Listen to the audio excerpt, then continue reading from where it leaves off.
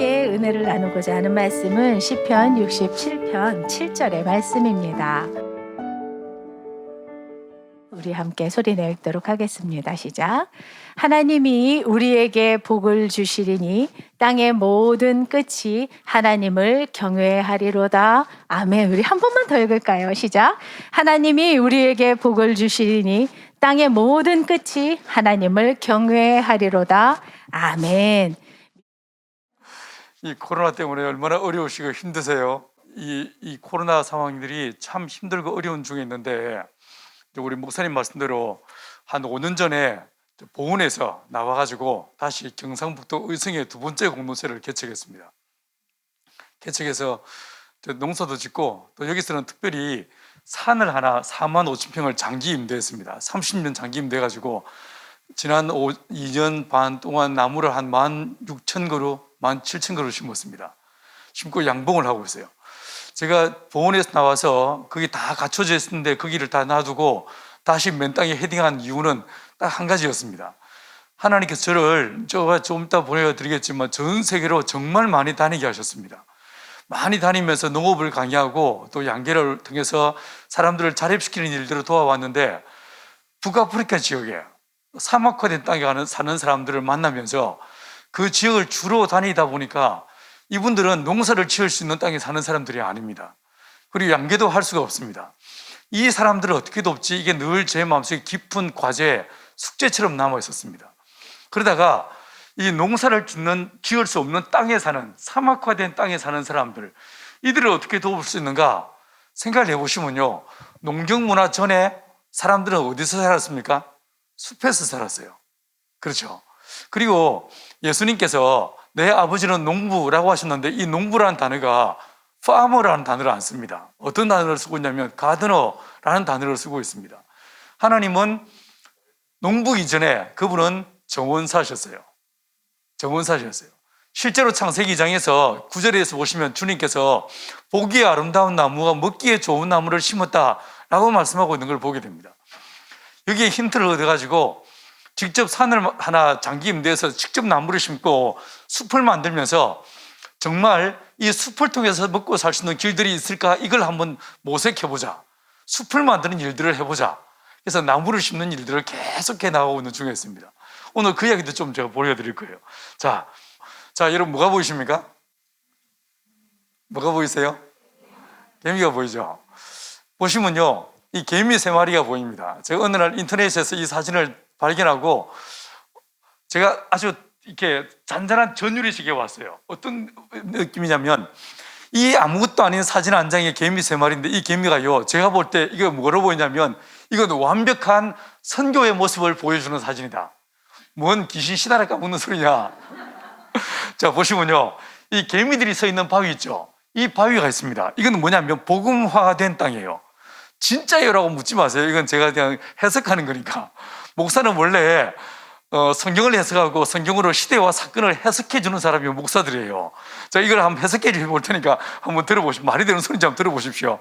자, 이 개미들이 서 있는 바위는 복음화된 땅, 교회가 세워져 있는 땅입니다. 그 다음에 맞은편에 있는 이 바위는 뭐냐면요, 선교지라고 얘기할 수 있습니다. 자, 그런데 이 복음화된 땅에 서 있는 개미들과 이 선교해야 될 이 땅 사이에는 장애물들이 있습니다. 1번, 뭐가 있습니까? 거리가 멀리 떨어져 있습니다.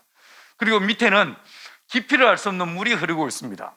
세 번째로요, 그뿐만 이런 외부적 장애물만 있는 게 아니고 이 개미의 키가 너무 적습니다. 그래서 발이 닿지 않습니다. 이런 내부적인 그리고 외부적인 장애물들이 놓여져 있습니다. 그런데 이 장애물들을 개미들이 어떻게 극복했는지 한번 보십시오. 제일 밑에 있는 개미 보십시오. 이 개미의 발끝이 보이십니까? 이 개미가 뭐하고 있습니까? 바위를 꽉 움켜쥐고 있습니다. 온 힘을 다해서. 느껴지십니까? 발끝에 힘이 얼마나 들어가 있는지. 자, 이 첫 번째 개미가 누군가? 이건요, 로컬 처치예요. 이게 바로 새로운 교회예요. 이게 새로운 교회예요. 지역을 품고 있는.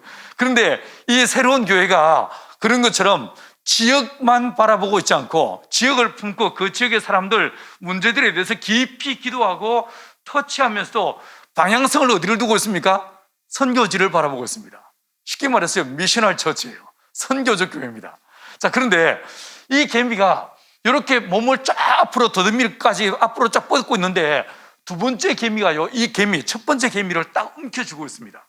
자, 이 첫 번째 개미지를 두 번째 개미가 붙잡아 주지 않으면 어떻게 되겠습니까? 밑으로 내동댕이 치겠죠. 방향선을 잃겠죠. 이 두 번째 개미가 이 첫 번째 개미를 딱 잡아주고 있습니다. 그 다음에 이 두 마리의 개미를 바탕으로 해서 위에 있는 세 번째 개미의 다리를 보십시오. 이 다리를 잔뜩 웅크리고 있습니다.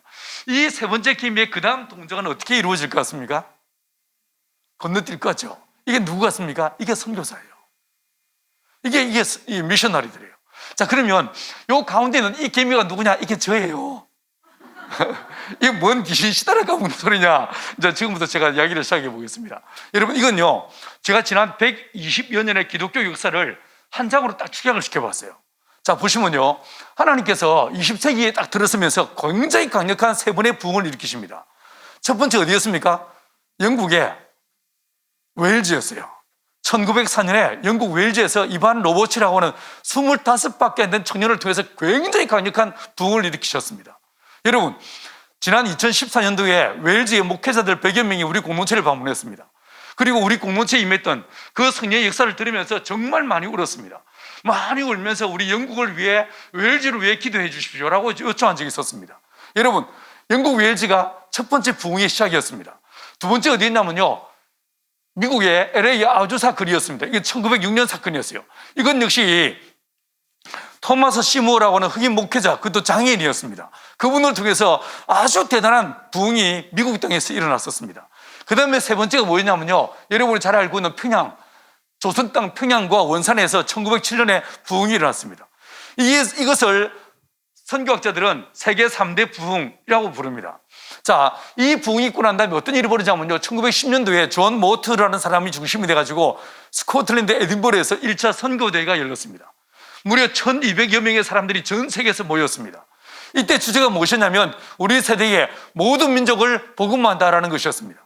이 주제를 어느 누구도 의심하는 사람이 없었습니다. 그들의 종말론은 세대주의적 종말론을 갖고 있었고, 그들의 임박한 종말론을 바탕으로 열심히 복음을 전해서 우리 세대의 모든 민족을 복음화할 수 있다라고 그들은 철저하게 믿었습니다. 그런데 보십시오, 어떤 일이 벌어집니까?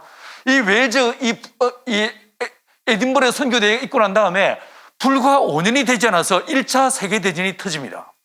그리고 전 유럽이요, 전쟁터가 되어버립니다. 1918년까지 서부전선에서 무려 1,500여만 명의 젊은 청년들이 죽임을 당합니다. 혹시 아십니까? 이 당시에 1910년대에 대부분의 유럽 국가들은요, 복음화율이 90%가 넘었습니다. 영국 94%, 네덜란드 96%, 뭐 이런 식이었습니다. 대부분 이 기독교 지역이 유럽이었어요. 그런데 자, 여러분, 이 작은 몇 줄의 글에서 뭐가 보이십니까? 하나님의 성령이 임했습니다. 그리고 교회와 청년들이 하나님의 나라를 위해서 헌신하기를 작정했습니다.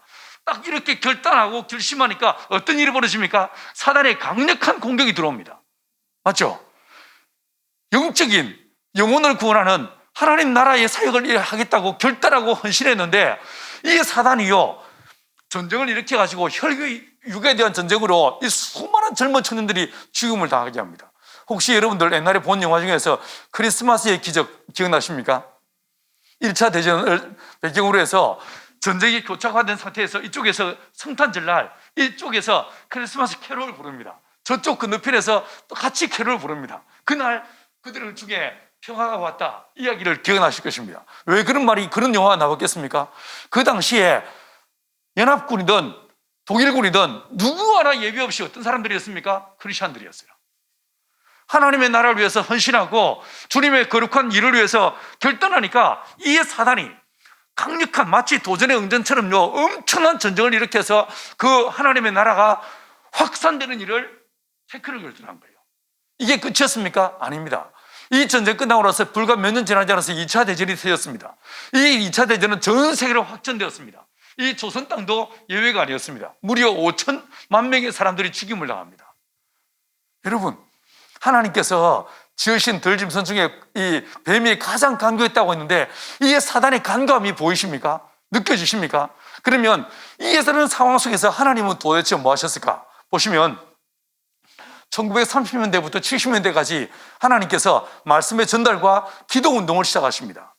그리고 선교 단체들을 세우기 시작하세요. 자, 보십시오. SIL, 위클리프, 이 타운젠트가 세운 겁니다. 위클리프라는 단체, 트랜스월드 라디오, YWAM, OM, 오퍼레이션 월드 이런 단체들 중에서 한두 가지는 아마 이름을 들어보셨을 거예요. 세계적인 아주 굵직굵직한 선교단체들이 이 시대에 우후죽 순천을 막 만들어지기 시작합니다. 그리고 이걸 바탕으로 1970년대에 들어가지고요, 적어도 내가 볼 때 하나님께서 선교의 전략들을 제시하기 시작합니다. 자, 1974년도에 랄프 윈터라는 사람이 미전도 종족 선교 이 말을 처음으로 세계 선교학계에 이걸 발표하게 됩니다. 자, 그 다음에 1979년에 예수라는 영화가 더 만들어졌어요. 2차 로잔 대회 때에서는 여러분이 늘 많이 들어봤던 10, 40창 이 말이 이때 나옵니다. 이런 선교의 전략들이 만들어지기 시작해요. 자, 이런 10, 40창, 비욘드 2000이라는 이런 거대한 이 주제를 가지고 어떤 일이 벌어지냐면 1995년에 요수아 프로젝트가 발표됐습니다. 혹시 기억나십니까? 제가 이때 온누리교에 있었습니다. 이게 뭐냐면 소수민족, 미전도 종족을 마치 고아를 한 집안이 입양해서 그 인생을 전적으로 책임지는 것처럼 미전도 종족을 우리가 입양해서 아예 그냥 올라운드로 그 사람들을 그 민족을 책임지자. 이게 요수아 프로젝트였어요. 자, 이 요수아 프로젝트를 10년 동안 진행한 다음에 2006년도에 피니신드 태스크 팀에서 인구 5만 이상의 언리치드, 언엔게이지드 피플스 그룹을 찾아봤습니다. 다시 말해서 미전도 종족입니다. 자국으로 된 성경이 없고 성경을 가르치는 교사가 없고 예수경화 더빙되어 있지 않은 몇 가지 이런 이 규칙을 따라서 이 미전도 종족이라고 규정한 사람들을 인구 5만 단위에서 종족을 찾아보니까 몇 종족이 나왔습니까? 639개. 그런데 보십시오. 2014년도 불과 10년도 안 됐습니다. 2014년도에 가서 다시 한번 조사를 해보니까 인구 5만 단위에서는 더 이상 없습니다. 없습니다. 그래가지고 인구 2만 5천으로 그 기준을 줄였습니다. 줄여서 찾아보니까 몇 개 나옵니까? 145개. 예수님께서 마태복음 24장에서 모든 민족에게 복음이 전거되어야 그제야 끝이 오리니라고 말씀하셨습니다. 자, 뭐가 보이십니까? 이 몇 개의 중요한 통계 발표만 보더라도 진짜 우리 주님이 오실 때가 얼마 안 남았다는 거예요. 우리는 무엇을 먹을까? 무슨 옷을 입을까? 어떤 차를 타지? 뭔 가방을 들까? 이 땅에 고민하고 살 때가 아니라는 겨. 이해하시겠습니까? 어쩌면 천사들은 자기들이 불나파를 튜닝하고 있을지도 모르겠습니다. 진짜 우리 애가 마지막 종말의 때에 서 있는 거예요. 예. 자, 이런 상황에서 이걸 다른 도표 한번 보십시오. AD 30년. 이게 뭐겠습니까? 이게 뭐냐면 오순절 마가이다락 빵 사건이에요. 그죠? 성령이 임했습니다. 자, 성령이 딱 임하셨는데 그 이후로 1900년, 좀 전에 우리 알아봤던 강력한 세 번의 부흥이 있기 전까지 선교학자들은 1900년까지 전 세계 인구의 10%가 복음화됐을 거라고 말합니다. 10%. 자, 이 말을 뒤집어 말하면 10% 복음화시키는데 몇 년 걸린 거예요? 1900년 걸린 거예요. 그런데 3대 부흥이 있고 난 다음에 이 그래프가 어떻게 됩니까? 아예요, 수직으로 치솟아 올라버립니다. 다시 말해서 그 3대 부흥 이후에 하나님의 성령께서 이 시대와 역사 속에 강력하게 역사하시면서 온 열방과 땅끝에서 이 마지막 대추수의 역사들을 일으키고 있는 게 느껴지십니까? 진짜 우리는 마지막 종말의 끝자락에 서 있는 거예요. 이해가 되십니까? 자, 이 상황에서 저는요, 농사꾼이에요.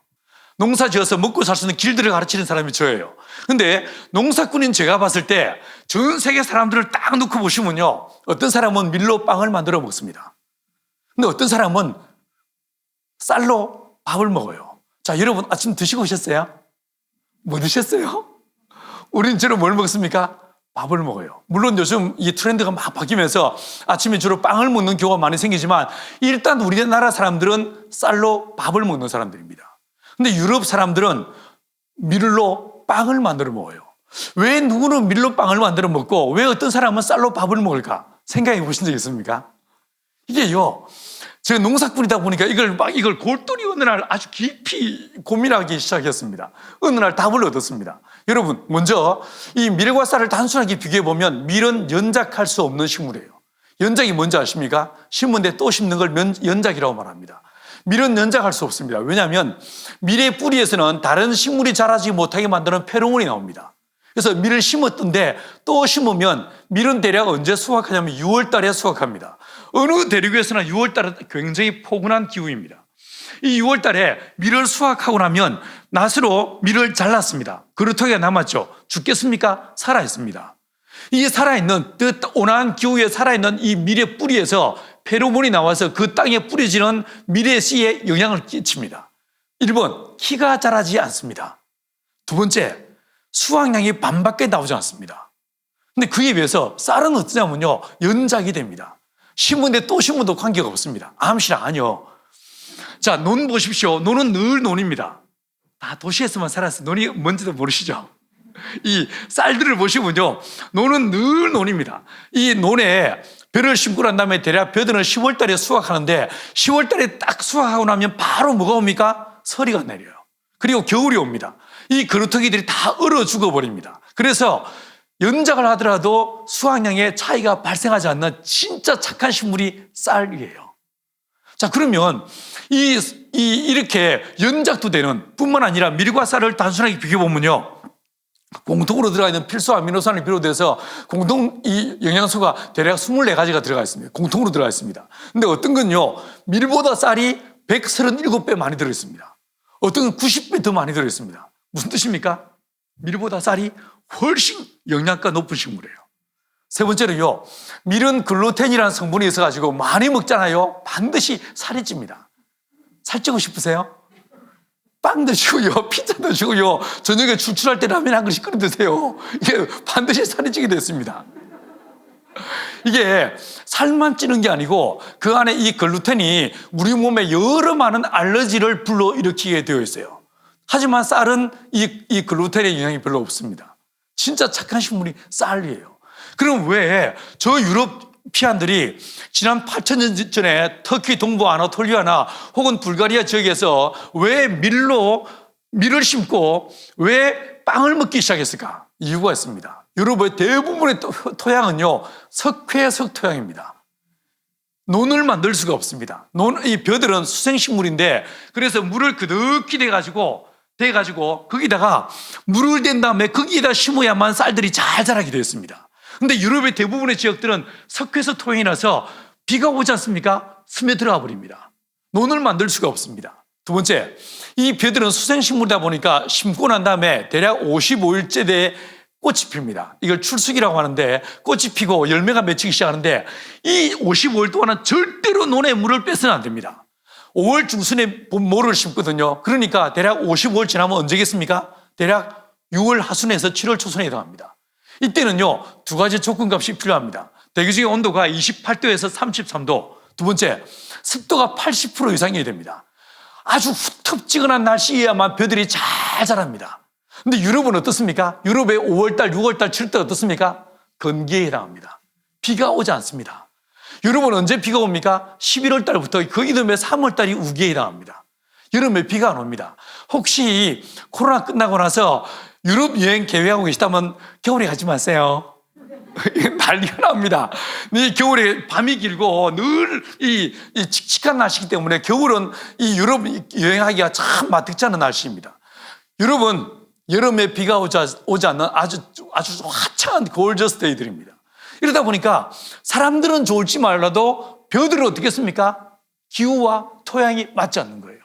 그래서 벼를 대신에 뭘 심었다고요? 밀을 심더란 거예요. 자, 밀은 연작할 수 없다고 하지 않습니까? 밀은 연작할 수 없다 보니까 이 밀을 농사 짓는 농부들을 상상해 보십시오. 땅이 있습니다. 이 사람들은 이 밀이 연작할 수 없는 작물이기 때문에 비해서 이건 주식이 되다 보니까 반드시 필수적으로 밀을 심어야 됩니다. 자, 이러다 보니까 땅이 있습니다. 어떻게 농사 짓겠습니까? 땅을 최소한 2등분하는 거예요. 혹은 3등분하는 거예요. 그래서 작년에 밀농사 지은 땅은 올해 밀을 심을 수가 없습니다. 그래서 뭐 하겠습니까? 대신에 옥수수를 혹은 감자를 혹은 파프리카를 심는 거예요. 이해하시겠습니까? 혹은 3등분 했으면 작년에 밀농사 지은 땅은요, 초지를 만들어버린 거예요. 자, 이 뒤에 있는 이 백야드 보십시오. 이 초지를 쫙 만들어가지고 이 초지에서 나오는 풀 가지고 뭐 하겠습니까? 초식동물을 먹이는 거예요. 이해하시겠습니까? 근데 그에 비해서 아시아 쌀 문화 지역은 어떠냐면요, 쌀은 연작이 됩니다. 이러다 보니까 물을 댈 수 있는 평평한 땅은 논을 만들어서 벼를 심고, 물을 댈 수 없는 모든 땅들은 밭을 만들어서 오곡백과를 다 심어버립니다.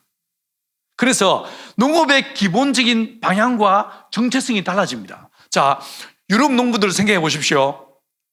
이 사람들은 단일 작목을, 밀을 심었던 땅에 단일 작목을 넓게 농사 짓는 이런 플랜테이션 농업 들어보셨습니까? 기억나십니까? 옛날 사회 시간에 들었던 거. 이 플랜테이션 농사를 짓다 보니까 수확이 다 끝나고 나면, 자, 내가 농부를 할지라도 밀과 감자 혹은 밀과 옥수수 혹은 밀과 파프리카 이거밖에 없는 거예요. 맞죠? 자, 우리가 1년 365일 사는데 밀과 옥수수만 있으면 1년 365일 살 수 있을까요? 천만에 만만에 콩떡이 옵시다. 여러 많은 양념과 구식이 필요합니다. 그러지 않겠습니까? 이러다 보니까 이 유러피안들은 어떻게 하냐면요, 자기가 농사지은 잉여된 농산물들을 수레에 싣고 자기가 필요로 한 것을 농사지은 사람을 찾아가서 물물 교육하게 됐습니다. 그래서 이 밀문화 지역은 반드시 뭘 만든다? 길을 만듭니다. 길을 만들게 돼요. 자, 모든 길은 로마로 통한다, 이런 말 들어보신 적 있죠? 이게 왜 그런 말이 나왔는가? 로마는 밀문화권인 때문에 그렇습니다. 그에 비해서 아시아 쌀 문화 지역은 어떠냐면요, 말씀드린 대로 쌀은 연작이 되죠. 오곡백과 다 심죠. 이러니까 바꿔 먹을 게 있습니까? 없습니까? 없이요. 100% 자급자족이 됩니다. 이러다 보니까 이 아시아 쌀 문화 지역에서는 바꿔 먹을 물물 교육할 이유가 없다 보니까 길이 만들어지는 대신에 뭐가 만들냐면 공동체가 만들어집니다. 작은 부락들이, 작은 마을들이 만듭니다. 밀은 길을 만들고요, 쌀은요 마을을, 공동체를 만들었습니다. 커뮤니타스를 만들게 됩니다.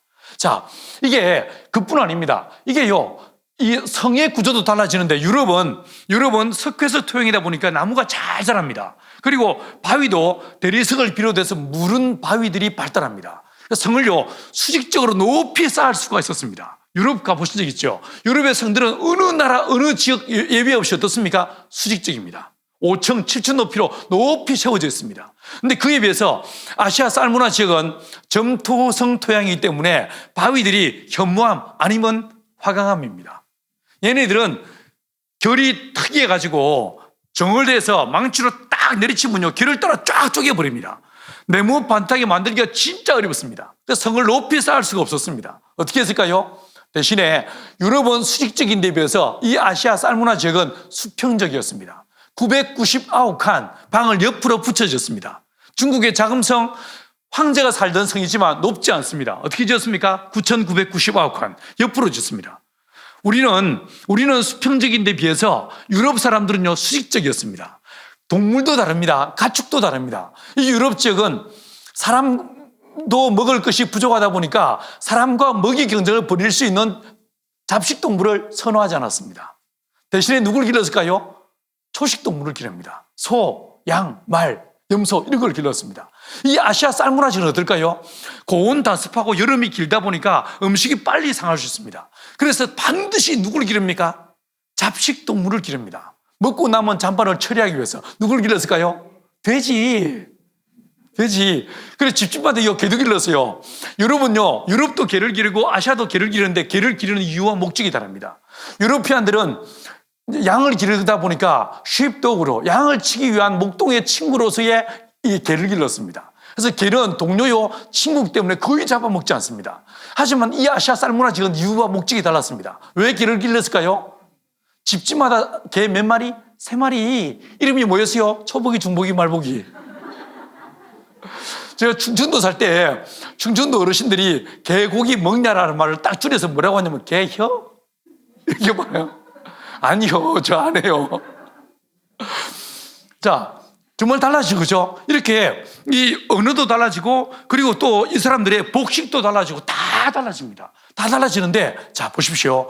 지난 2000년 동안 그 오순절 마가의 다락방 사건 이후로 지난 2000년 동안 누가 선교를 주도해 왔습니까? 이 밀문화권 사람들이.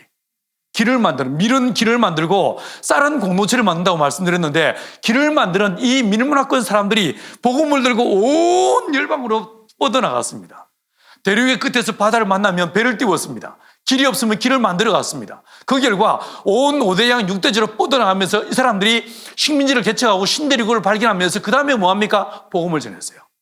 20세기 동안, 이 2000년 동안요, 이 사람들, 길을 만드는 이들의 문화적 DNA를 마음껏 발휘하게 하셔가지고 온 열방으로 복음이 증거되게 만드셨습니다. 자, 그런데 이 21세기에 딱 접어들면서 하나님께서 선교의 주력 부대를 바꿔놓으셨습니다. 자, 보십시오. 지금 현재 선교사 숫자만 봤을 때 제일 많이 선교사 파송한 나라 더 이상 미국이 아닙니다. 어디입니까? 중국이에요. 2위가 인도입니다. 3위가 미국이고 4위가 대한민국입니다. 5위가요, 나이지리아. 특이하지 않습니까? 8위가 필리핀이에요. 자, 여기서 보시면 뭐가 보이십니까?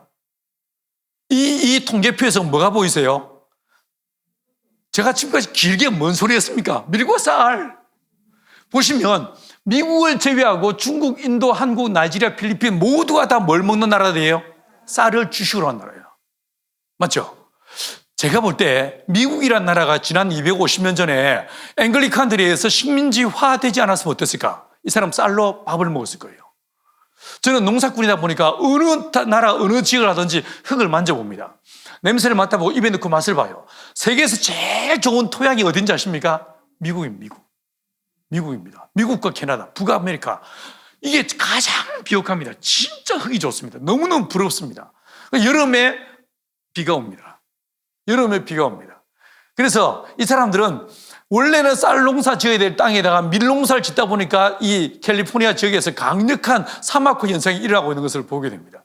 자, 여러분, 일단 미국을 제외하더라도요, 하나님께서 21세기에 딱 접어들면서 밀물을 먹던 사람들, 다시 말해서 길을 만들던 사람들이 선교를 주도하는 시대에서 21세기에 딱 접어들면서 어떻게 하시더라고요? 쌀을 먹는 사람들, 공동체를 만드는 사람들, 우리가 남이가 이렇게 말하는 사람들, 집단적이고 그리고 또 이 공동체적인 이런 DNA를 갖고 있는 사람들을 통하여 하나님은 온 열방을 섬기도록 하나님이 시대를 재편하셨다는 거예요.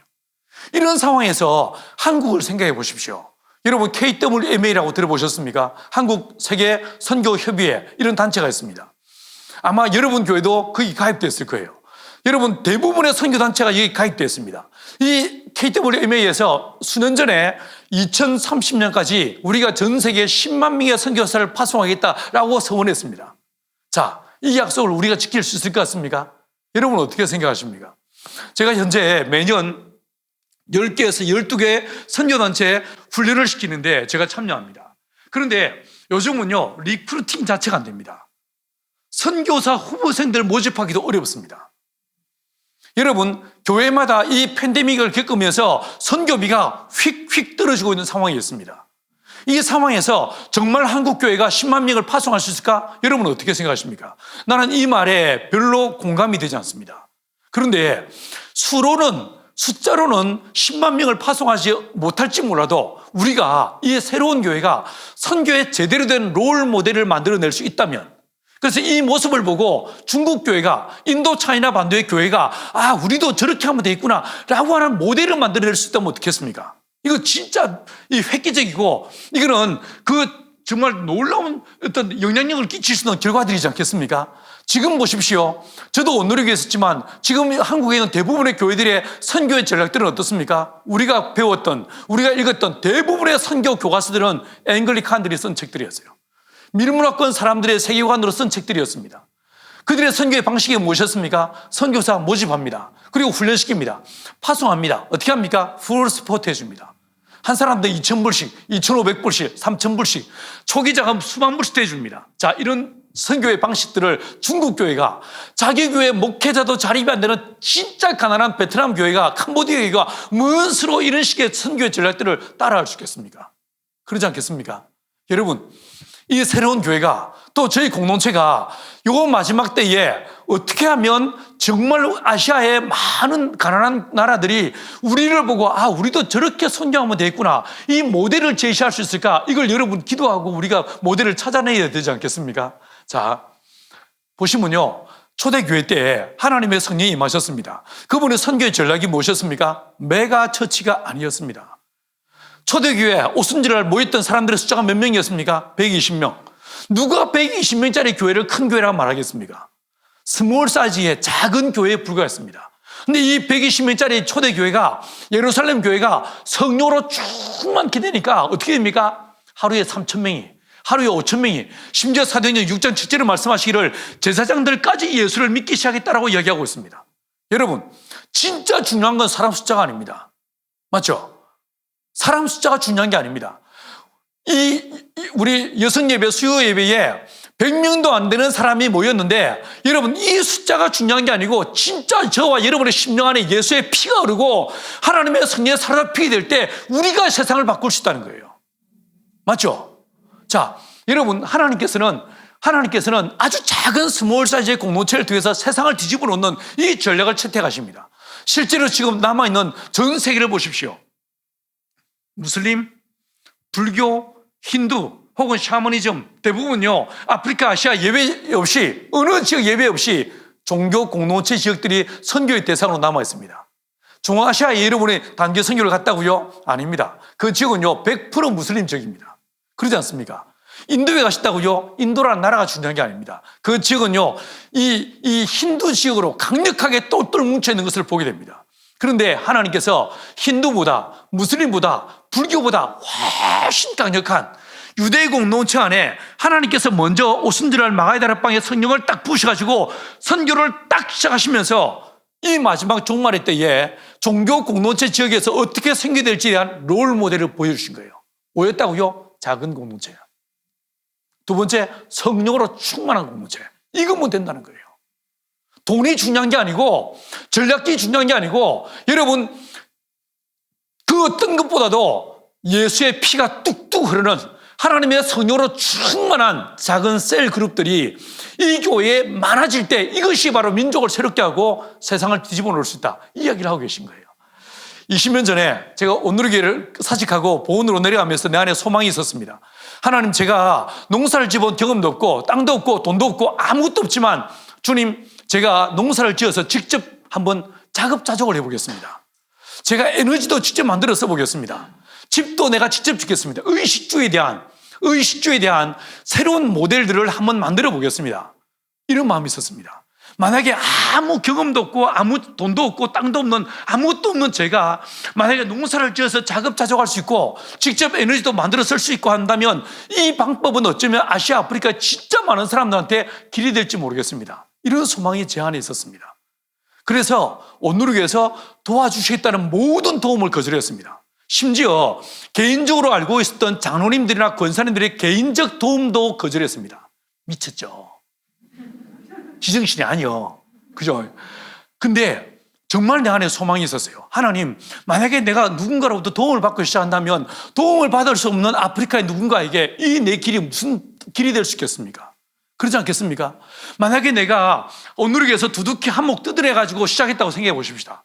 세월이 지난 다음에 후배들이 찾아올 텐데, 수많은 교단을 초월해서 이 신학생들이 찾아올 텐데, 처음에 어떻게 시작하셨어요? 라고 물었을 때, 내가 온누리교회에서 든든히 뜯어내가지고 시작했지. 이래 말하면 그 인간들이 기도 안 하고 큰 교회 목사들한테 가서 이게 비비적거리면서 눈치 보지 않겠습니까? 이 목사님 안 그러겠어요? 그래서 이거 우리의 삶은 내 걸음걸이는 시간이 지나면 역사가 된다. 내 삶으로 진짜 하나님만 신뢰했을 때에 어떤 역사가 일어난지를 보여드리라. 이렇게 내 안에 소망이 있었어요. 그리고요, 교육도 제가 딸기 아빠거든요. 큰애는 딸이고 둘째는 기집애예요. 이 딸들 교육도 애들 학교 안 보내고 집에서 직접 내가 교육을 시켜보리라. 이런 마음이 내 안에 있었습니다. 만약 이것이 성공하게 되면 지역을 넘어서 제3세계 어느 나라든지 이건 통하는 모델이 될 수 있을 것이다. 이런 마음이 내 안에 있었습니다. 어떻게 됐다고요? 쫄딱 망했습니다. 공동체 시작하고 5년 만에 쫄딱 망했습니다. 두 팔로 쪼개졌습니다. 진짜 무섭게 싸웠습니다. 정말 무섭게. 한쪽은 양파, 한쪽은 쪽파로 쪼개져가지고, 왜냐면 하는 것마다 안 되니까, 되는 게 없으니까, 수익도 없고 이게 되는 것도 없고 진짜 어려웠으니까, 너무너무 가난했고, 이러다 보니까 이게 하나님 뜻이 아닌가 보다, 이게 주님의 길이 아닌가 봐, 네가 음성을 잘못 들었나 봐, 이런 마음 들지 않겠습니까? 이게 2, 3년도 아니고 4년, 5년이 계속되니까 이 마지막에 공동체가 더 이상 같이 할 수 없다, 이렇게 우리가 더 이상은 우리가 지낼 수 없다, 공동체를 쪼개든지 아니면 해체해버리자, 이렇게 결론을 내려졌습니다. 1박 2일로 무섭게 싸우는데 햇말도 하고 햇말도 하면서 성경에 이렇게 말하고 있는데 이따위 소리 내면서 평소에 말씀도 안 보는 것들이 말씀에 검을 휘두르면서 진짜 무섭게 싸우는 건데, 그 싸우던 자리에 성령이 마셨어요. 놀렐루야. 우리는 특세하다가 성령 받은 게 아니었어요. 부흥하다 성령 받은 게 아니고 싸우다 성령을 받았습니다. 그 자리에 성령이 마시면서 6시간이 넘는 긴 시간 동안 통해 자복하게 했습니다. 정말 모두가 다 땅을 치고 통곡하면서 주야, 내가 죄인입니다. 내가 죄인입니다. 여러분, 하나님의 임재를 경험해 보셨습니까? 어떨 것 같습니까? 우아한 평화가 주어질 것 같습니까? 천만에 만만에 콩떡이 오시다. 제가 경험해 보니까 이사야서 6장에서 이사야가 경험한 것처럼 하나님의 임재가 딱 임하시는 순간에 내 안에 있는 모든 과거의 죄가 다 드러납니다. 내가 지금 이 죄를 회개하지 않으면 당장 죽어버릴 것 같아요. 아니, 죽임을 당할 것 같아요. 주야, 내가 죄인입니다. 나를 용서해 주십시오. 체면도 없고 아무것도 없고요. 막 땅을 치고 통회하며 자복하게 만드셨습니다. 그 기도 속에서 어떤 사람은 방언이 터지고 어떤 사람은 병고침이 나고 어떤 사람은 환상을 보았습니다. 이 사건으로 공동체가 다시 하나가 됐어요. 이 사건으로 공동체가 다시 하나가 되고 그 때문에 우리가 빌려서 농사짓던 농가 밭들에서 말 그대로 기적을 경험했습니다. 그때 와서 말씀드린 것처럼 여러분, 고추 심으면 한 나무에서 붉은 고추 3, 40개 딸 수 있습니다. 저희가 심었던 그 밭에서 농법이 달라진 것도 아니고 사람이 달라진 것도 아니었어요. 아무런 차이가 없는 그 밭에서 한 나무에서 붉은 고추 350개, 550개, 700개씩을 땄습니다. 논에서 밭에서 말 그대로 기적을 경험했습니다. 그게 끝이 아니었습니다. 마을 주민들하고 공동체가 하나가 돼가지고 이 마을을 바꾸고자 이렇게 해서 농림부에 사는 녹색 농촌 체험마을에 어플라이 했는데 우리 마을이 전국에서 1등. 상금을요 2억 4천만 원 받았어요. 현금을 받으니까 눈에 뵈는 게 없습니다. 어메 되네 싶습니다. 이래가지고 아예 말 나온 김에 우리 마을을 전체를 한번 뒤집어 놓자. 이 마을에 대한 30년 장기 발전 계획을 짰습니다. 원래 목사들이 뻥이 세잖아요. 우리 마을의 주거 환경을, 우리 마을의 에너지 환경을, 우리 마을의 농업 환경을, 우리 마을의 상수도 환경을 8가지 파트로 해가지고 80페이지 기한서를 짜고 온 동네 분들 지장을 찍고 도장을 찍어서 18억 예산서를 짜가지고 정부에 보냈습니다. 이게 정부 손에 들어갔고 행자부 장관 손에 들어갔고 행자부에서 우리 마을에 무려 24억이 들어왔습니다. 다시 2년 후에는 산림청에서는 산촌 생태마을로 선정돼서 18억이 또 들어왔습니다. 무려 40억이 넘는 돈이 들어오면서 마을의 길을 새로 만들고 담장을 개하고 부엌을 개하고 마을 전부가 달라지게 됐어요. 우리는 실패한 공동체였어요. 싸우던 못난이들이었어요. 그러나 우리 하나님께서 우리를 더럽다 멀리하지 않으시고 약하다 꺾어버리지 않으시고 성령을 보내셔서 우리를 하나 되게 하셨어요. 여러분, 이렇게 마을은 바뀌었지만 우리는요 찢어지게 여전히 가난했어요. 기적을 경험했지만 가난했어요. 어떻게 하면 이 가난한 공동체를 돈벼락 맞게 할까? 어떻게 하면 큰 돈 벌어가지고 확 그냥 안아 써라 이러면서 막 돈을 막 물쓰듯이 써볼 수 있을까? 이런 마음이 내 안에 있었어요. 여러분, 돼지를 키우면 큰 돈을 벌 수 있습니다. 아세요? 그래가지고 제가 여러 가지를 공부한 끝에 이게 돼지가 돈이 된다 이런 결론을 내려가지고 인근 마을에 있는 돼지 축사에 가서 목사라는 사실을 숨기고 어르신 제가 귀농해서 돼지를 키우려고 하는데 저한테 월급 주실 필요도 없고요. 내가 일을 해드리면서 배우겠습니다. 이렇게 이제 계약을 체결하고 가서 돼지똥 치우고 사려주고 새끼 받고 열심히 돼지를 배우고 있는데 어느 날 하나님이 저를 찾아오셨어요. 딱 뭐라고 하시냐면 우두커니 저를 쳐다보시다가 닭 이러시는 거예요. 나는 돼지로 공부하고 있는데 닭 이러시는 거예요. 아니 진작 말씀하시지 왜 지금 와서 이렇게 닭이라고 하세요? 이렇게 해가지고 어쩔 수 없이 주님의 말씀에 제가 돼지를 포기했습니다. 똑같은 이제 방식으로 닭을 잘 기르는 데를 12군데를 추천을 받아가지고 가서 전국을 다니면서 1년 동안을요 그 집에서 어떤 데는 한 달씩 어떨 때는 2달씩 일을 해주면서 배웠어요. 자, 제 안에 소망이 있었어요. 하나님, 내가 양계장을 하는데 이 양계가 아시아 어디에서나 할 수 있는 양계. 두 번째, 누구나 할 수 있는 양계. 이게 내 소망이었어요. 아시는 것처럼 아시아는 스펙트럼이 넓습니다. 몽골 진짜 춥습니다. 동남아시아 굉장히 덥습니다. 맞죠? 이 추위와 더위를 어떻게 이길 수 있을까? 이게 제 과제였었습니다. 근데 그게 해결됐어요. 여러분, 이 양계장이요. 보건에 와서 보시면 아시겠지만 이 양계장은 바로 우리 예배당 옆에 있습니다. 그런데 수천 명의 손님들이 이 공동체에 찾아오시는데 제가 저 옆에 양계장이 있습니다라고 말하기 전까지는 옆에 양계장이 있는 줄도 모릅니다. 왜요? 냄새가 안 나니까. 냄새가 안 나니까. 뿐만 아닙니다. 제가 이 1년, 2년 이제 새가 지나갈수록 닭에 대해서 계속 연구하고 공부하면서 닭이 먹는 모든 사료들을 난 내 입으로 맛을 봤어요. 심지어 닭에게 백을 먹였을 때 몇 개가 소화가 되고 몇 개가 똥이 되는지를 관찰하기 위해서 닭똥을 3번이나 먹어봤습니다. 닭들이 왜 그걸 드시고 그러세요? 닭이 깜짝 놀랄 정도로. 어느 날 닭과 대화가 되기 시작합니다. 닭이 말을 하면 그 말이 내 귀에 들리기 시작해. 통변의 은사가 주어지면서 내가 말하면 닭들이 내 말을 알아먹고 닭이 말하면 닭의 말들이 내 귀에 막 이해가 되기 시작하는 거예요. 자, 이 양계장은 예배당 옆에 있다고 했지 않습니까? 새벽 예배 탁 끝나고 나서 다 양계장 내려갑니다. 딱 내려가는 순간에 닭들이요, 오신다, 오셔, 오셔. 이렇게 서서 자기들끼리 수근거리기 시작합니다. 문을 딱 여는 순간에 이 양계장 한 동에 500마리의 닭들이 있는데 닭들이 와 날아오르면서 오빠 어서 오세요 난리가 납니다. 제 이래봬도요 인기 많은 남자예요. 문을 열고 들어가면 이 닭들이 내 어깨 위에 올라타고 저를 끌어안고 잘 주무셨어요, 안녕하세요, 보고 싶었어요, 난리가 납니다. 저도 들어가면서 그냥 절대로 안 들어갑니다. 천하 이쁜 닭들 안녕 잘 잤죠 우리 공주님들 이렇게 말하면 진짜예요 이렇게 말합니다. 우리 닭들은요 지가 세상에서 제일 예쁜 닭인 줄 알아. 자, 여러분 이 닭들이 몇 년을 사는지 아십니까? 닭의 한개 수명에 몇 년을 살까요? 한번 계수해 보세요. 몇 년 살 것 같습니까? 닭은요 7년? 닭은요 30년을 살 수 있습니다. 개보다 곱줄로 살 수 있습니다. 물론 그렇게 못 살죠. 중간에 다 잡아먹어버리니까. 근데 내비두면 30년을 살 수가 있습니다. 근데 이 닭들은 우리 사람과 달리 포유동물과 달라가지고 아예 태어날 때부터 왼쪽 오바리에 약 1200개에서 3600개의 알을 갖고 태어납니다. 그래서 수탉이 없어도 알을 낳을 수가 있습니다. 참 편하겠죠, 그죠? 대신에 그거는 유전란이 아니고 병아리가 될 수 없는 무정란입니다. 근데 얘들은 6개월 딱 지나서 알을 낳기 시작하는데 6개월 지난 시점부터 1년 동안 알을 쫙 낳고 나면 그래서 한 18개월에서 한 20개월 되면요 완전히 번아웃 되어버립니다. 닭이 털이 빠지고 계란도 기역란들이 나오기 시작합니다. 계란이 커집니다. 그리고 털이 빠집니다. 그리고 껍질이 얇아집니다. 모양이 우둘두둘하고 아주 이상한 모양이 나옵니다. 이러면서 제가 새벽기도 끝나고 이 양계장에 몇 독이 같이 있잖아요. 이 늙고 노쇠한 애들 집에 딱 들어갈 때에 모이를 주면서 제가 뭐라고 이야기를 하냐면 얘들아 너희들이 봐도 너희들 상태가 안 좋지? 라고 말하면 닭들이 밥을 먹다가 예! 이럽니다. 원래 딴 양계장에서는 이때 다 죽여버린다? 그런데 난 너희들과 더 오래 살고 싶어. 그래서 뭐 할 거냐면 금식을 시킬 거야. 예? 금식이 뭐예요? 물어봅니다. 금식은 밥이 없다는 뜻이야. 예? 언제부터요? 3일 후부터 밥이 없다. 며칠 동안요? 7일 동안 밥이 없을 거야. 7일 금식이야. 진짜예요? 라고 말하면 진짜야. 내가 거짓말 하는 데 본 적 있어? 이렇게 이야기해 줍니다.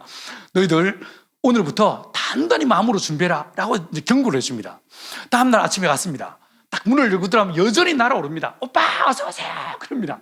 밥을 딱 준 다음에 얘들아 내가 어제 뭐라고 했어? 라고 말하면 닭들이 금식 이럽니다. 맞아 금식이야. 내일부터 금식이야. 단단히 준비해 라고 얘기해줘요. 드디어 D-Day가 됐습니다.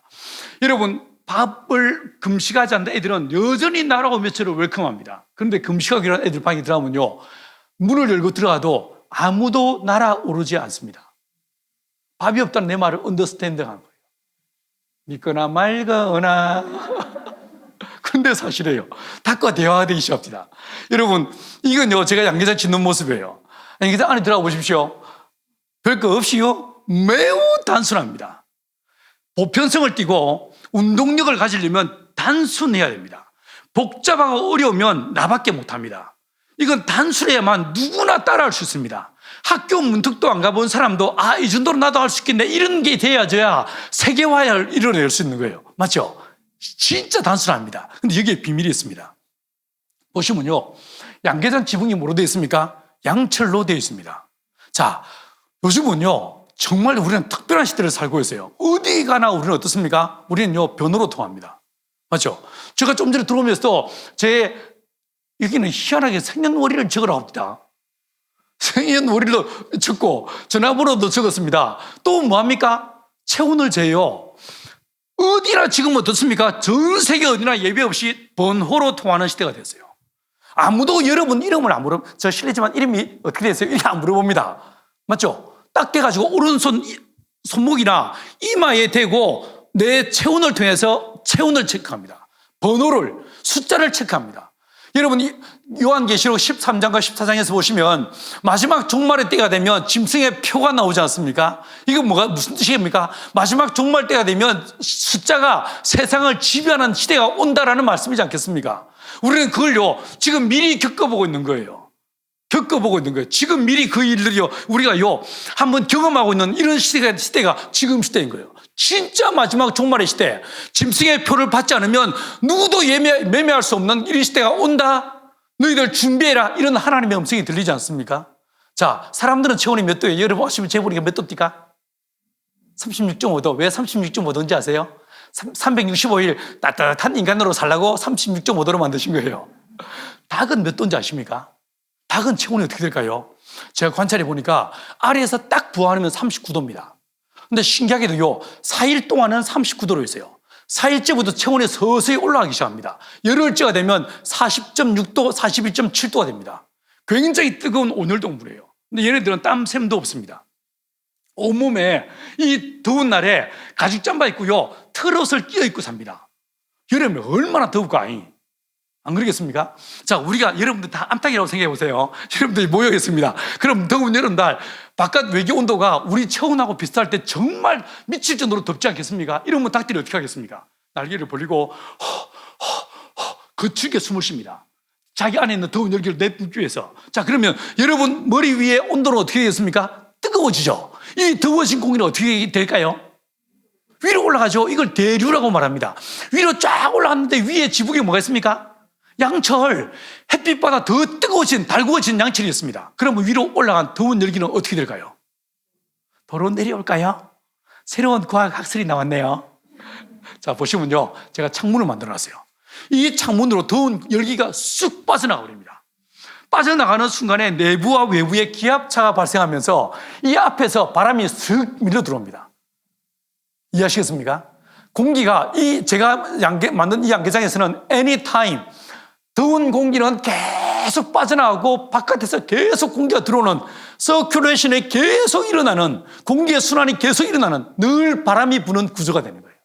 두 번째, 이 양계장을요, 정남향으로 딱 지었습니다. 1년 365일을 관찰하면서 해가 떠서 자고선을 따라 움직이는 이걸 따라서 이 양계장에 햇빛이 얼마나 들어오는지를 관찰해가지고 높이를 정하고 폭을 정했습니다. 이래 놓으니까 이 양계장 바닥은요, 365일 해가 비치는데 30%에만 바닥에 해가 비칩니다. 비치는 부분이 쫙 움직입니다. 자우선을 따라서 바닥 전체를 훑고 지나게 만듭니다. 이러면 바닥에 30%만 해가 비치면 70% 뭐가 됩니까? 그늘이지죠. 자, 아무리 더운 여름날에도 그늘진 바람 부는 곳에 있으면 어떻습니까? 시원하죠. 이래서 이 양계장이 아프리카 곳곳에도 세워지게 된 거예요. 재밌죠? 자, 다음 보세요. 바닥이 어떻게 됐습니까? 바닥이요, 시멘트 바닥이 아닙니다. 흙바닥도 아닙니다. 이 닭이 처음에 어디에 살았겠습니까? 에덴.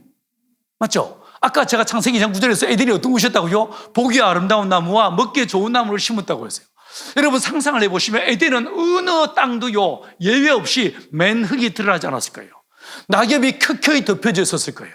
자, 이 낙엽이 켜켜이 덮여 있는 이곳을 상상해 보시면 그 사이에 누가 살겠습니까? 미생물이 삽니다. 여러분, 이 에덴의 모습처럼 똑같이요, 낙엽과 볏짚과 우드칩으로 바닥을 쫙 깔아버렸습니다. 자, 이래 놓으면 이 바닥에 누가 산다고요? 미생물이 삽니다. 닭은 언제 똥을 싸는지 혹시 아십니까? 여러분은 모닝 똥을 싸시죠? 이 닭은요, 밤에 잠을 자면서 80% 이상의 똥을 쌉니다. 어느 방향을 보고 똥을 싼지 아십니까? 알 리가 없지. 개들은 어느 방향을 보고 똥을 싸는지 혹시 아십니까? 모르죠. 이게 아무렇게나 싸는 게 아닙니다. 모든 짐승들은 하나님께서 이 지구를 만들 때 거대한 자석으로 만들었기 때문에 이 뇌에서, 소뇌에서 방향을 인지하는 기능이 있습니다. 그래서 남쪽 아니면 북쪽을 보고 쏘게 됐어요. 이 닭들도 마찬가지 100% 남쪽 아니면 북쪽을 보고 똥을 싸게 됐습니다. 밤에 잠을 자면 똥을 싸다 보니까 아침에 일어나서 보시면요, 요 회 때 닭이 잠을 잤던 바닥에 똥이 하얗게 쌓여 있습니다. 왜 하얗게 쌓일까요? 사람은 요와 분을 구분해서 싸지만 닭은요, 구멍이 하나밖에 없습니다. 똥과 오줌을 같이 쌉니다. 신기하죠? 새똥을 보시면요, 흰색이 오줌이고 짙은 갈색이 똥이에요. 이제 똥 오줌을 구분하시겠어요? 옛날에 우리 어르신들이 영 앞뒤 구분 못하는 사람들 보고 저거 또 오줌을 구분 못하네 이랬다고요. 이제 구분하시겠어요? 근데 더 신기한 건요, 그 똥과 오줌을 같이 싸는 그 구멍으로 알이 나옵니다. 닭은 진짜 신기합니다. 진짜 신기해요. 자, 그런데 이 밑에 횟대 밑에 똥이 하얗게 쌓여 있었는데 한 3시간 정도 지난 다음에 들어가 보시면 똥이 흔적도 없이 사라져 버립니다. 내가 볼 때 똥이고 닭이 볼 땐 똥이지만 미생물들이 볼 때는 뭐겠어요? 일용할 양식, 어머 하나님 오늘도 일용할 양식을 땡큐가 기도하고 얼른 먹어 치우는 거예요. 그래서 사라져 버린 거예요. 그래서 냄새가 안 나는 거예요. 뿐만 아니라 이 양계장이 유익한 미생물로 가득 차니까 지금까지 내가 닭을 길러오면서 단 한 번도요 항생제, 백신 먹인 적이 없습니다. 죽으면 죽으리라, 굳세어라 금수나, 이 닭들이 얼마나 강력한지 모릅니다. 그래서 병 걸리지 않는 아주 건강한 닭으로 닭을 길러내게 됐어요. 자, 아침에 모이통에 밥을 줬습니다. 보시면요, 흰색 닭이 있고 브라운 계통의 닭이 있습니다. 이 흰색이 수탉입니다. 수탉 한 마리가 암탉 12마리, 마치 예수님과 12제자 뭐 이런 느낌으로 수탉 한 마리가 암탉 12마리를 거느리게 만들어주면 계란이 99.8% 유정란이 나옵니다. 그래서 이게 만들어졌어요. 자, 그런데 밥을 줬으니까 이 흰 닭, 수탉들이 가운데서 맹렬하게 밥을 먹고 있어요. 이건 뭐냐? 아직 암탉이 알을 낳기 전에는 밥을 이렇게 먹습니다. 그런데 암탉이 알을 낳기 시작하면 어떤 경우에도 이렇게 수탉이 모이통에 먼저 오는 법이 없습니다. 다음 보십시오. 보세요. 아주 질서정연하게 요 수탉이요, 자기야 이리 와 불러가지고 암탉들 딱 밥 다 먹게 하고 빈자리에 지가 들어가서 먹습니다. 웬만한 인간보다 훨씬 낫습니다. 결혼한 지 10년이 지나고 20년이 지나도 지밖에 모르는 인간들이 있습니까? 보내세요. 어이구, 이 닭보다 못한 거사 닭들에게 배워! 좀 보내세요. 이 닭들 안에 말 그대로 섬기는 리더십이 있습니다. 나보다 남을 느끼는 예수의 마음이 이 닭들에게 있어요. 자, 이게 다시 한번 양기장으로 생각해 보십시다. 저 문으로 외적이 딱 들어오지 않습니까? 들어오는 순간에 어떤 일이 벌어지는지 아십니까? 캡틴 수탉이, 이 중에서 수탉이, 대장 수탉이요, 암탉들 보고 들어가라고 얘기합니다. 그러면 암탉들이 이쪽 코너로 쫙 몰립니다. 몰리고 저 문 앞에 이 수탉이 딱 섭니다. 캡틴이 서고 뒤에 세컨드와 서드가 딱 섭니다. 어리버리한 수탉들은 암탉과 같이 서 있으면서 뭐요? 이렇게 구경합니다. 그 캡틴은요, 죽을 때까지 싸웁니다. 진짜 섬기는 리더십이에요. 여러분, 성경만 성경이 아니고 모든 만물 가운데 하나님을 알 수 있는 지식과 지혜로 충만한 거예요. 자, 보세요. 이 양계장도 수탉들은 다 어떻습니까? 가장자리에, 암탉들이 가운데. 진짜 멋지죠? 자, 제가 이렇게 좋은 양계장에서 좋은 사료 먹이는 이유가 어디 있겠습니까? 알 빼먹기 위해서 키우는 거 아니겠습니까? 이게 애급박스예요. 산란상자예요.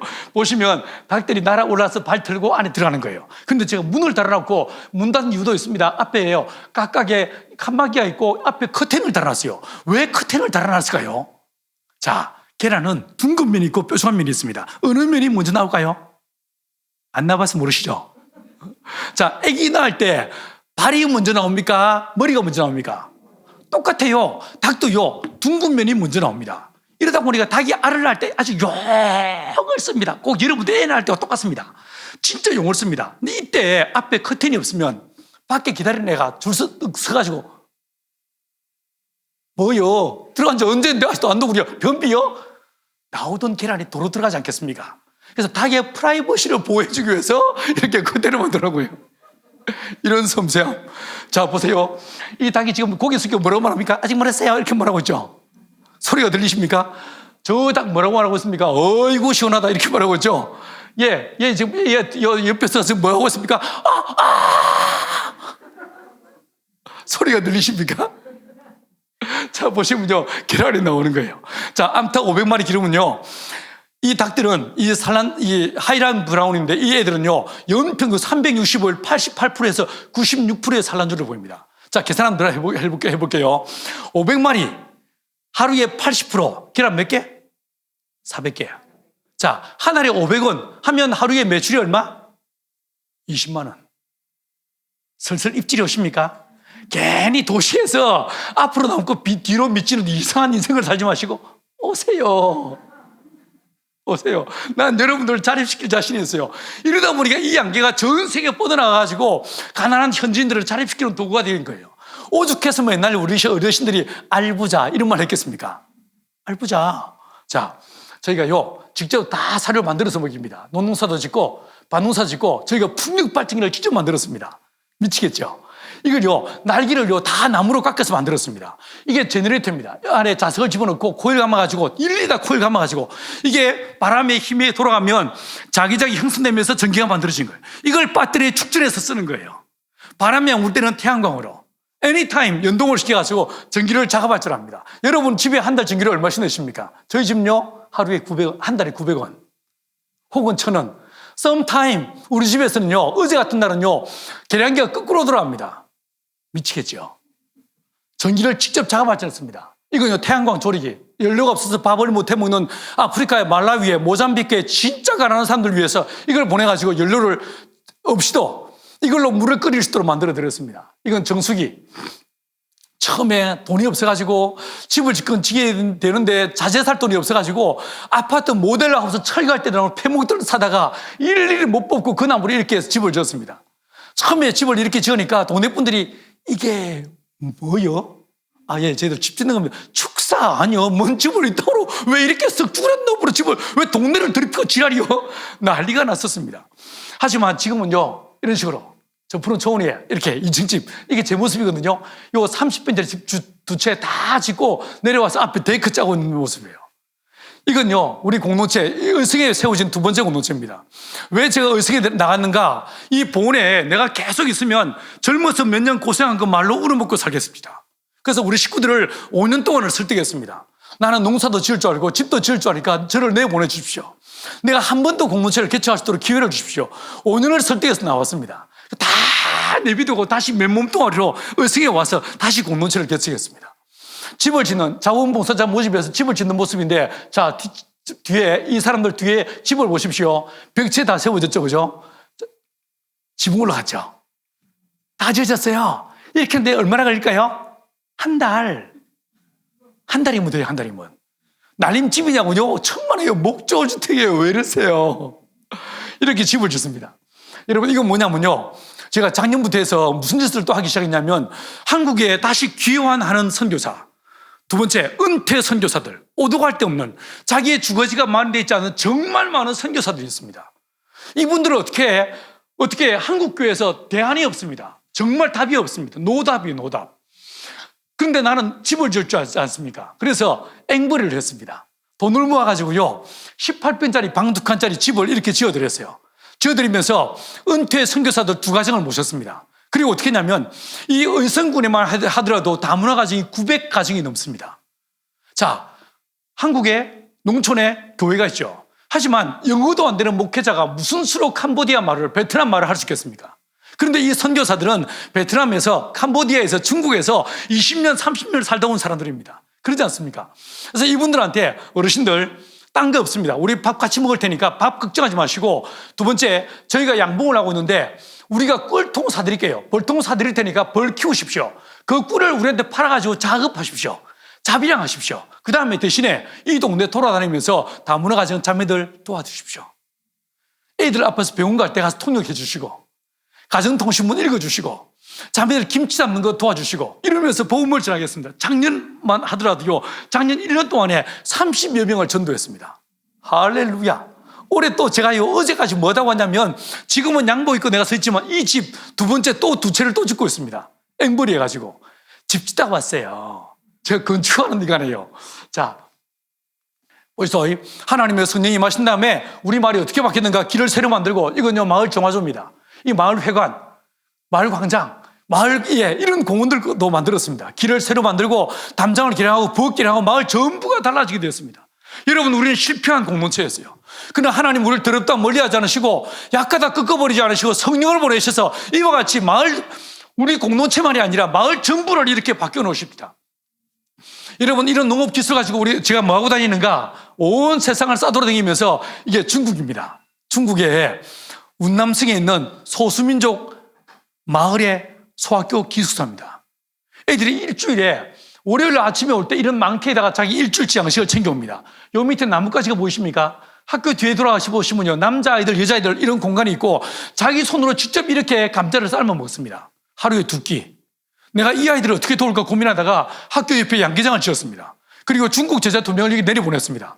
산성 서안이 된 친구 2명을 이게 내려보냈습니다. 보내가지고 너희들 절대 전도하지 마라. 예수 예자도 꺼내지 말고 닭만 잘 길러라. 6개월 지나서 알라키 시작하면 이 왕통수학교 애들한테 매일 알을 먹이라. 남은 계란 팔아서 너희들 생활비에 쓰고 생활비에 쓰라고 시켰습니다. 6개월 지났습니다. 알이 나오기 시작했어요. 알을 먹이기 시작하니까 이 촌놈들이 집에서 학교까지 거리가 1시간 반인데 일요일에도 계란 먹으러 학교까지 와. 내가 분명히 전도하지 말라고 했는데 이 친구들이 계속 애들이 와서 이 양계장 주변에 얼쩡거리니까 애들 모아서 계란 삶아 먹고 할 일이 뭐 있겠습니까? 옛날에 다윗이라는 사람이 살았어요. 요셉이라는 사람이 살았어. 이야기를 해주기 시작했습니다. 노래도 가르쳤습니다. 예수님 찬양. 예수가 누군지도 모르는 애들한테 예수 찬양 가르치고 해 뜨는 데부터 노래도 가르쳤습니다. 제가 어느 날 이 학교에 다시 한번 방문해 보니까 이 청바지 입으신 분이 교장 선생님인데 이분이요, 저를 보한테 뭐라고 하냐면, 목사님, 이 두 분 선생님 너무 훌륭하십니다. 일요일마다 우리 아이들을 모아놓고 세계 위인전기를 들려주시고 노래도 가르쳐 주십니다. 일요일날 우리가 수업이 없으니까 교실 2칸 내드릴 테니까 마음껏 쓰십시오. 이리 됐습니다. 교실 2칸, 이게 뭐가 됐을까요? 예배당. 이 예배당 이름이 뭐겠어요? 양계장으로 세워진 첫 번째 교회, 양일교회. 보세요. 계란 먹고 때깔 좋아져서 화사히 웃고 있는 애들, 닭들이 전도한 애들. 요즘은요, 닭들이 알바처 선교하는 시대예요. 우리는 뭐 하는지 몰라. 중국의 신학교를 하면서 이 신학생들한테 양계를 가르쳐가지고 이런 식으로 양계장을 지어서 자비랑하게 하는 거예요. 우리는요, 생활비 안 대줘요. 우리 교회 예배당도 안 지어줍니다. 뭐 합니까? 양계장 지어줍니다. 이걸로 해서 그들이 자비랑해서 사역을 하도록 도와주는 거예요. 이런 식으로 양계장이 벌써 400군데가 넘었습니다. 할렐루야. 여러분, 이건요, 티베트 장족에, 또 이건요, 라오스에, 인도차이나, 여러분이 알고 있는 필리핀, 태국, 말레이시아, 인도네시아, 여러분이 알고 있는 모든 나라들이 다 이 양계장에 들어가 있습니다. 여러분, 이 라오스에 있는 선교사님이, 목사님, 저희가 돼지도 기르고 싶습니다 라고 저한테 요청했습니다. 그래서 돼지에 대한 모든 자료를 드렸습니다. 들으니까 이렇게 돼지를 기르기 시작했어요. 여러분, 이 양돈장에서 냄새가 날 것 같습니까? 전혀 냄새 안 나게 돼지를 기를 수 있습니다. 이 돼지들이 소문을 들었습니다. 닭들이 알바처 선교한다는 소문을 듣고 이 돼지가 도전을 받았습니다. 나도 그냥 살 수가 없다. 주여, 내 목살을 드리나이다. 내 삼겹살도 드리오니 이 살 받으시고 하나님의 나라와 의를 위해서 마음껏 사용하여 주옵소서. 요즘은요, 닭들이 알바처 선교하고 돼지가 살바처 선교하는 시대예요. 우리는 뭐 하는지 몰라. 이러다 보니까 제가 온 세상을 싸돌아다닙니다. 2019년도에만 14개 나라를 다녔습니다. 2020년도 1월 달에 구글에서 저한테 리포트가 왔습니다. 당신은 2019년 1년 동안에 14개 나라, 63개 도시, 지구의 이 지구돌의 6.3배의 거리를 싸돌아다녔습니다. 이런 리포트가 옵니다. 온 데를 다니면서 이렇게 농업을 강의하는 거예요. 이건 러시아에서, 이건 우크라이나에서, 중앙아시아에서.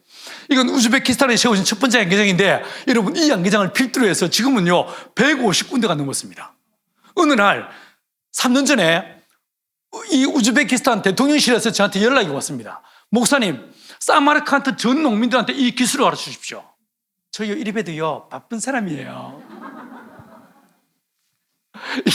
이런 아프가니스탄에, 이런 러시아에, 이건요, 요르단의 시리아 난민 캠프예요. 이 캠프 8만 명의 사람들이 살고 있는 이 동네에 아무것도 할 수 없는 무기력한 상태에 빠진데 이 사람들 어떻게 도울까 고민하다가 여기에 양계장 지었습니다. 그리고 이 현지인들한테 양계를 가르치고 이 계란들 이 자타리 캠프에 있는 아이들한테 먹이는 거예요. 이 선교사님이요, 이 장수 선교사님인데, 이철수 선교사님인데, 이분이요 2017년도에 유엔 상 받았습니다. 이게 이 프로그램이 자타리 캠프에서는 행해지는 300여 개의 프로그램 중에 최우수상으로 상 받았습니다. 유엔은 강농지를 모릅니다. 유엔은요 보나콤도 모릅니다. 암시랑 아니요. 저는요 선교사들의 모습이에요. 어쩌든지 선교사들을 영웅으로 만들어드리고 그분들의 사역을 더 잘하도록 돕는 게 이게 제 이유가 제 살아가는 목적입니다. 농업으로, 에너지로, 주택으로, 여러분 모든 방식에 대한 대안을 만들어가지고 이 사람들이 서로 자기들끼리 공동체를 만들어 살아갈 수 있도록 돕는 것, 이게 제 목적이고 이유입니다. 그래서 선교사들 모아서 양계를 가르치고 풍력 발전도 가르치고, 이래서 방글라데시에, 네팔에, 인도에 이런 식으로 풍력 발전기를 곳곳에 세워나갔습니다. 이건 뭐냐면요, 무슬림 지역에서 예수 믿는 순간에 집에서 쫓겨나고 아무것도 할 수 없는 이 무슬림들, MBB들 이들을 어떻게 할까 고민하다가 이거 뭐냐면요, 1억 2천만 원 모금해가지고 아예 5천수 규모의 양계장을 지어버리자. 이게 공동체가 되게 하자. 이 농장이 그들이 일터가 되게 하고 여기서 같이 일하고 그 수익으로 함께 나눠 먹고 거기서 예배드리고 제자 양육하고 함께 애들 공부시키고 이게 작은 공동체가 되게 만들자 라고 마음먹었습니다. 여러분 1억 2천만 원 투자했는데 어떤 일이 벌어지냐면요, 13개월 후에 보십시오. 한 달 매출이요 2,400만 원입니다. 그리고 여기에 보시면 사료비, 포장 판매비 보시면 원금 상환 30%, 30만 원, 이게 계사도 감가상각을 적용했습니다. 차량 감가상각 다 적용해서 지출의 총계가 1,594만 원입니다. 이걸 빼고 나니까 월 순수익이요 850만 원입니다. 중앙아시아 어디에서도, 북아프리카 어디에서도요 한 가정에 300불이면 넉넉하게 살 수 있습니다. 10가정, 아니 20가정도 함께 모여 살 수 있는 이런 구조가 만들어지게 됐습니다. 그 결과 카자흐스탄에, 타지키스탄에 이런 식의 공동체들이 만들어져가지고 함께 먹고 살게 되었어요. 어느 날 주님께서 저한테 또 다른 명령을 내리셨습니다. 2013년도였습니다. 하나님이 이 지도를 내게 보이시면서 세네갈에서 이 에티오피아까지 이 호라이즌으로 횡선을 따라서 보이십니까? 이 북쪽은 완벽하게 무슬림화되어 있습니다. 이 남쪽은 기독교 지역이에요. 그리고 이 선을 따라서 기독교와 무슬림 사이에 강력한 투쟁과 분쟁이 일어나고 있는 지역입니다. 이 사람들, 이 전쟁터에 서 있는 이 사람들을 도우라라고 명령을 하셨습니다. 여러분 2017년까지요 하나님의 명령을 따라 이 모든 나라의 양계장을 다 지었습니다. 한동씩 지었냐고요? 1,000만이요. 보십시오. 자, 이 지도를 구글 어스에서 보시면 이 무슬림 지역은 완벽하게 사막화되어 있고 기독교 지역은 그린 컬러입니다. 요 선을 따라서 하나님이 양계장을 지어서 이 기독교인을 도우라고 말씀했습니다. 그래서 부르크나 아프리카 리더들을 매년 가서 양계를 가르치고 동아프리카 5개 나라 리더들을 매년 가서 가르쳤습니다. 그 결과 남수단의 양계장을 처음에 지은 모델 팜이었는데 이게 다 지어서 양계장에서 아련하기 시작하니까 주지사가 국회의원들이 견학하러 왔습니다. 그리고 그 이후에 이런 식으로 큰 규모의 양계장을 아예 지어버렸습니다. 그리고 여기서 매년 50명의 이 현지인 청년들을 불러 모아가지고 1년 코스로 교육을 시킵니다. 신학을 가르치고 믿음을 가르치고 농업을 가르칩니다. 민족의 지도자로 길러내고 있는 중에 있습니다. 이건 양계장 테이프 커팅식. 자, 이런 식으로 아프리카 곳곳에, 이건요 세네갈이에요. 2007년도에 제 친구 캐네디언 조엘이라는 친구가 여기에 들어갔습니다. 연락이 왔습니다. 목사님 땅을 샀습니다. 뭐 하려고? 농사지을 주고요. 얼마나 샀어? 30만 평을 샀습니다. 땅이 어때? 완벽한 모래밭입니다. 아니 좋은 땅을 사지 왜 모래밭을 사고 지랄이야? 아닙니다. 여기는 다 모래밭입니다. 바오바브 나무 몇 그루밖에 없는 아무것도 없는 진짜 허벌판입니다. 목사님 농사꾼이니까 농업을 가르쳐 주십시오. 그래? 형제, 그러면 내가 시킨 대로 할래? Yes sir. 자, 그러면 뭐 하면 되냐면 울타리를 쳐라. 양이나 염소가 들어오지 않게 울타리를 치라. 그것만 하면 됩니까? 예, 그렇습니다. 그것만 하고 또 다음 스텝은 다음에 알려줄 테니까 일단 울타리를 쳐라고 시켰습니다. 몇 달 지난 다음에 연락이 왔습니다. 허걱거리면서 하는 말이, 목사님 땅값보다 울타리 값이 더 들어갔습니다. 여러분, 그런데요 10년 만에 어떻게 바뀐지 아십니까? 이렇게 바뀌었어요. 10년 만에요. 이렇게 바뀌었어요. 사막에서 비가 오지 않아서 농사를 지을 수 없다고요? 1,000만에 10,000만의 콩떡이었다.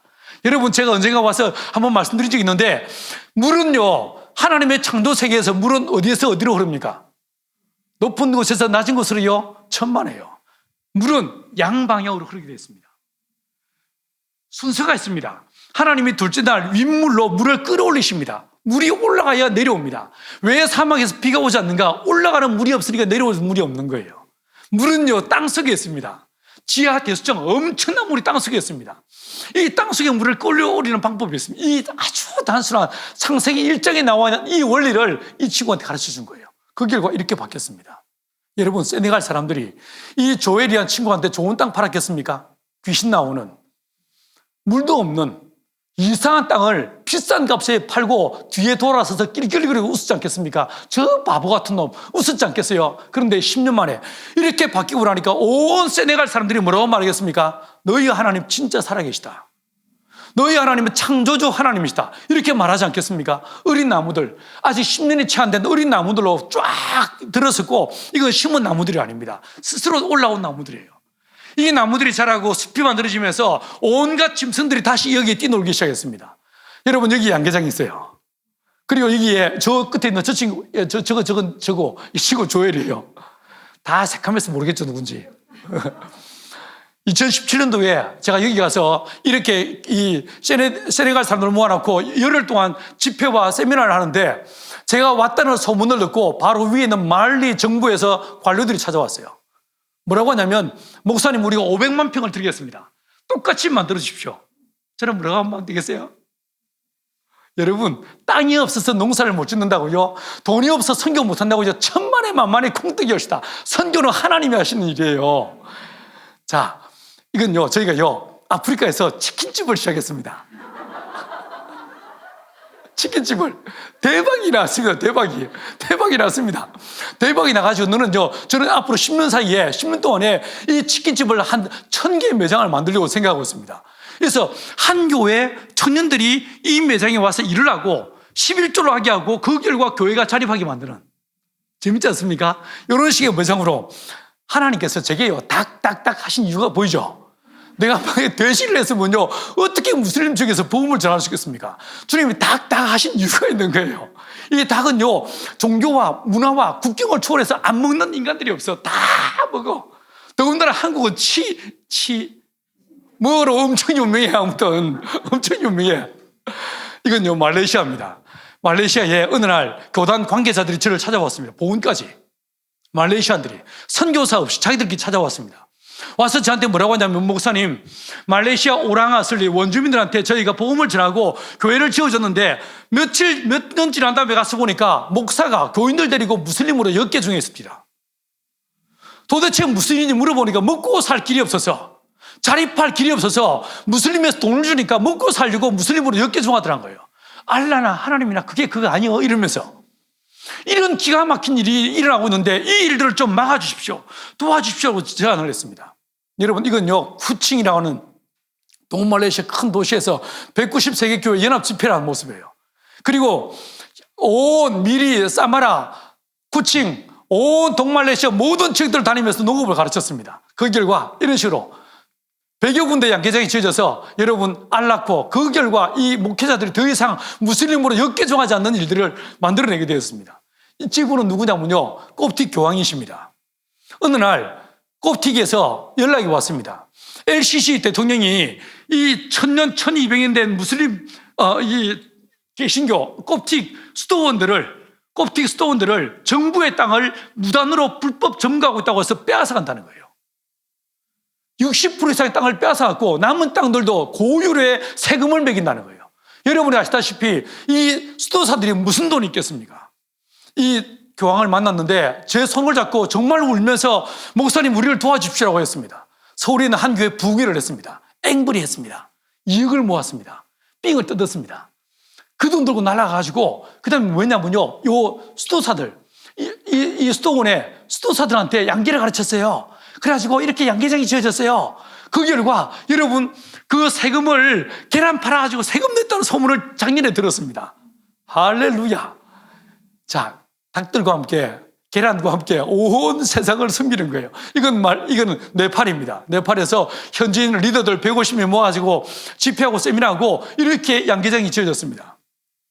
여러분들, 사람들은 불가능한 이야기를 말할 때 계란으로 바위치기라고 이야기합니다. 그런데 실패한 우리 공동체, 싸우던 우리 공동체 주에 성령이 마시면서 내 손에 작은 계란 하나를 들려주셨습니다. 보신 것처럼 이 계란 하나이 온 세상을 살리는 하나님의 은혜의 도구가 되었습니다. 엘라 골짜기에 서 있는 다윗에게 손에 들려진 것은 5개의 물맷돌에 불과했습니다. 그러나 하나님께서 이 다윗과 함께 하심에 이 물맷돌 하나가 민족을 그 위기에서 건드리는 걸 보게 됩니다.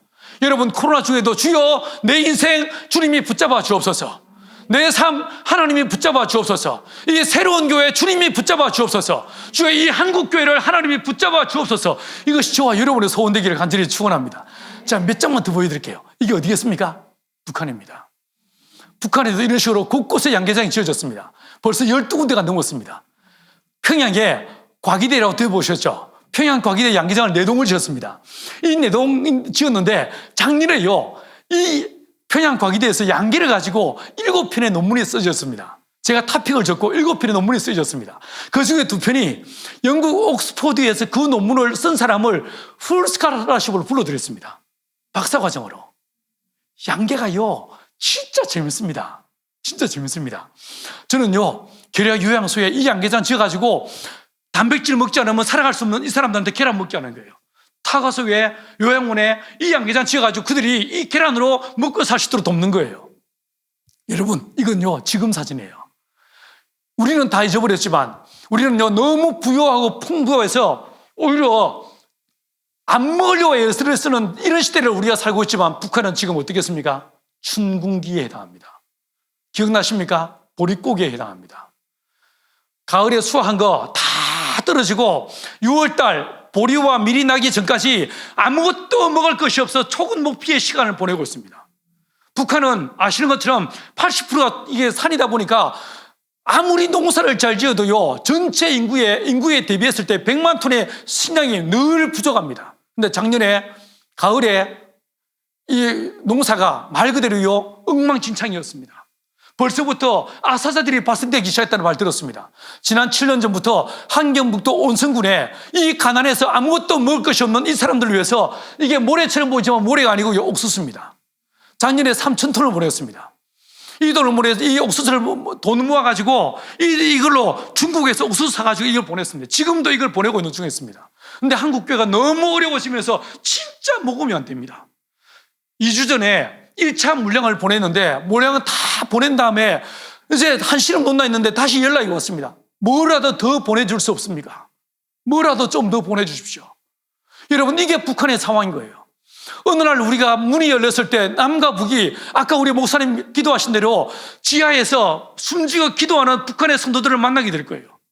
그때 여러분들은 뭐라고 말할 수 있겠습니까? 우리가 진짜 어려웠을 때 당신들은 뭐 하셨습니까? 라고 묻는다면 우리는 뭐라고 말할 수 있겠습니까? 여러분, 이 북한에 저게 이 옥수수를 보내는 모습이고, 이건요, 북한의 평양이에요. 이거는요, 장애인 요양소예요.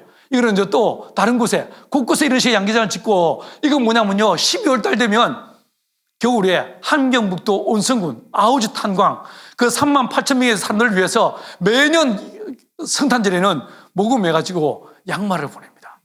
작년에도 10만 킬로의 양말을 보냈습니다.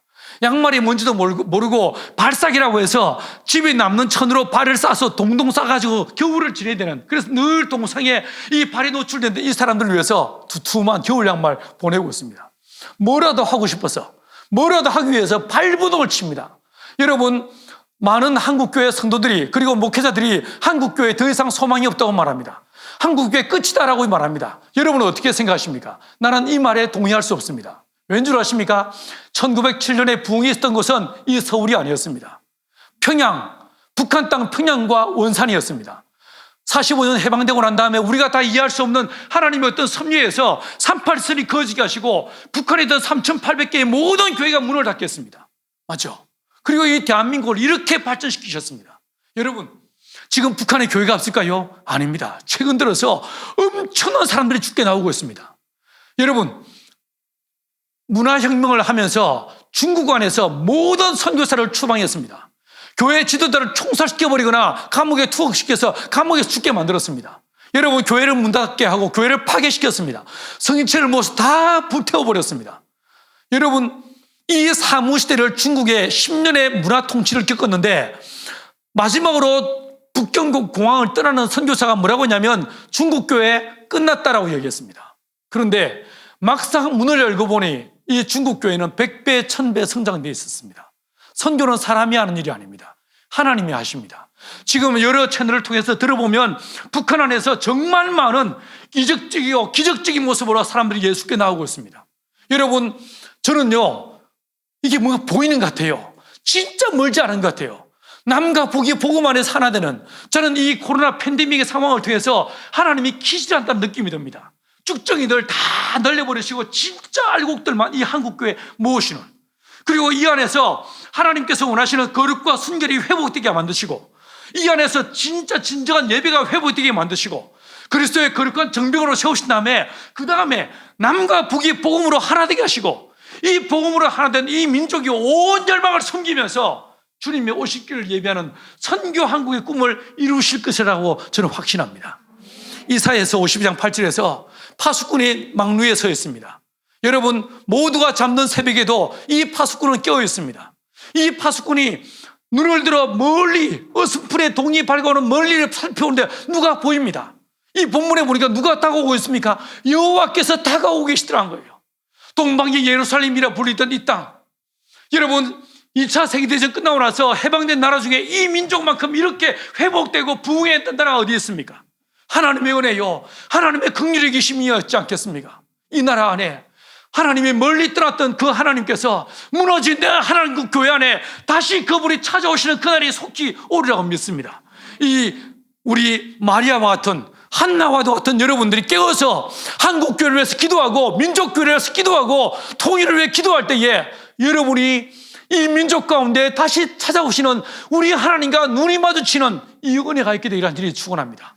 그 결과 이 민족이 하나님의 성령의 충만함으로 마치 실패한 우리 보나콤이 하나님의 성령의 충만함을 통해서 온 열방에 복이 되었던 것처럼 이 새로운 교회가 여러분의 인생이 하나님의 손에 붙잡힌 바 되고 성령의 충만함으로 온 열방을 복되게 하는 복의 통로로 쓰임받는 역사가 되기를 간절히 축원합니다. 기도하시겠습니다. 한번 합심해서 한번 기도하십시다. 주님, 우리 안에 성령의 충만함을 더하여 주옵소서. 사랑하는 주님, 아무렇게나 살지 않게 도와주옵소서. 믿음으로 서게 하여 주옵소서. 시대를 분별하는 은혜를 더하여 주옵소서. 우리의 귀를 여시고 우리의 마음눈을 밝히시고 말씀을 듣게 하시고 말씀을 깨닫게 하여 주옵소서. 주여, 믿음으로 서게 하여 주옵소서. 믿음으로 살게 하여 주옵소서. 한번 주여라고 크게 주를 부르시고 다 같이 기도하며 나아가시겠습니다. 주여.